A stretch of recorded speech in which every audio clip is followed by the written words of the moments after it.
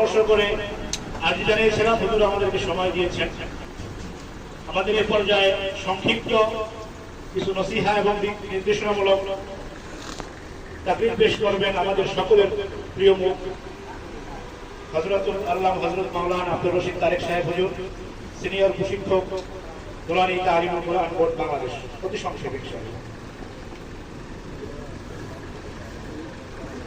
আলহামদুলিল্লাহ ওয়া কাফা ওয়া সালামুন আলা ইবাদিল্লাযিনা ইসতাফা, আম্মা বাদ। আমি ভূমিকা ছাড়া কথা বলবো, যেহেতু আমাদের শাইখুল কুরআন আল্লামা তারিক সাহেব রহমাতুল্লাহ আলাইহি সম্মানিত সাহেবজাদারা আমাদের সামনে উপস্থিত, আমরা ওনাদের থেকে কথা শুনবো।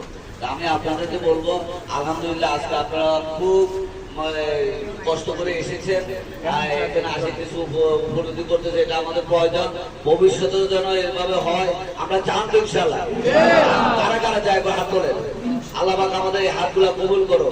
আর আপনারা প্রত্যেকটি জায়গা থেকে এক একজনের 10টা মাদ্রাসায়